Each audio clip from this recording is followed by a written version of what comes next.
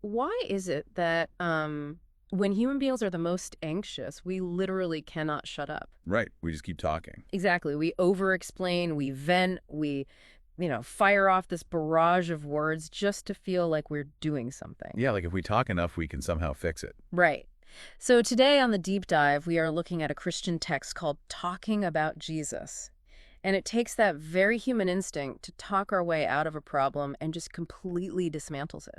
It really does. I mean, the entire premise of this document challenges how we actually view communication with the divine. Which is fascinating for anyone listening who maybe grew up with like a very structured idea of prayer. Definitely. It strips away that whole transactional nature of prayer, where you provide a list of words to get a desired result. Instead, it Mhm. replaces it with a focus on silence, awe, and just entering the presence of Jesus Christ with a complete reverence. But to get to that silence, the text sets up this massive psychological friction, I guess you could call it. Oh, for sure. It's a huge contrast. Yeah, because it describes God as the architect of the universe, someone with this unfathomable cosmic majesty. Right, the absolute ultimate authority. Right, but then simultaneously it insists you are invited into that presence as a beloved child.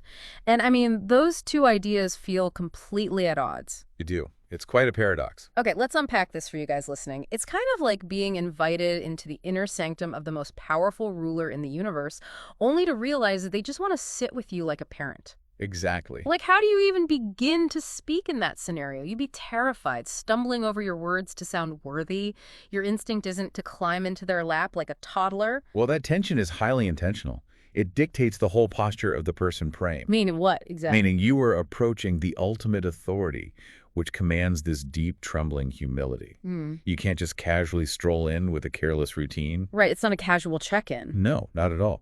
But because that same authority is extending infinite mercy through Jesus, you're drawn in by profound gratitude. Wow. So it forces a realization that no amount of eloquent speech could possibly bridge that gap. Exactly. The gap between cosmic power and human frailty is just too massive for words. Practically speaking, though, this is incredibly counterintuitive. I mean, if I just sit in silence, I feel like I'm failing at praying. Yeah, a lot of people feel that way. It feels like a dead phone line. Here's where it gets really interesting. Our instinct when we need something or feel anxious is to over-explain and talk more to get attention. But this text is telling us to do the exact opposite. Right. It says to literally bring your silence. Hmm? Because you think about it, human communication relies on transmitting data. Right, we speak to inform each other of things. Exactly. But the logic this text introduces is that the creator already possesses all the data. Oh, that makes so much sense. Yeah. Every fear, every need, every tangled thought is perfectly understood before you even form a single syllable. You don't need to catch God up to speed on your life. Nope. And when you realize you don't have to do that, the frantic urge to explain yourself just evaporates. So the silence isn't a deadline at all. Not at all. It's basically an acknowledgement that the data transfer is completely unnecessary. That's a great way to put it. The text actually elevates those moments when you are totally out of words. Like what? Just being completely quiet.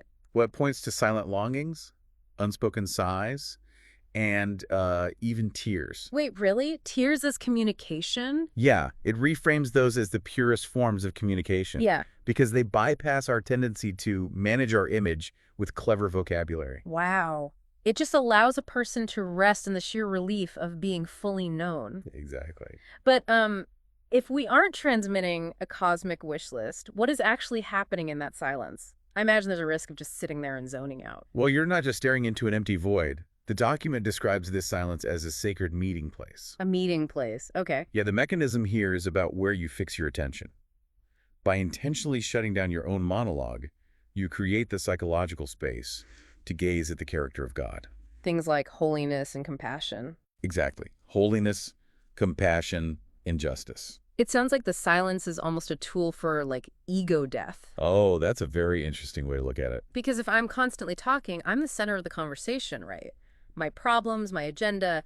By shutting up, I'm forced to decenter myself. Right, you're taking up all the air in the room when you talk. Exactly. So what does this all mean for the listener? If this isn't about getting what is convenient, then the real answer to prayer is actually the internal change of the person praying, right? That's exactly it.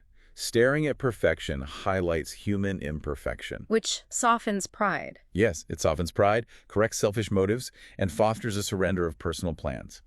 The ultimate goal is alignment Alignment with what? with God's will.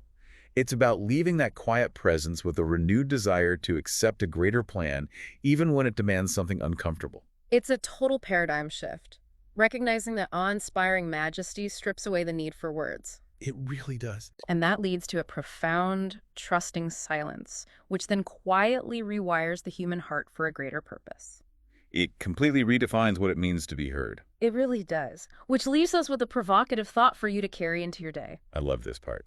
If perfectly understood silence and unspoken sighs are considered the deepest, most authentic form of communication in this spiritual context, how might practicing intentional silence change the way you connect with the people closest to you in your everyday life?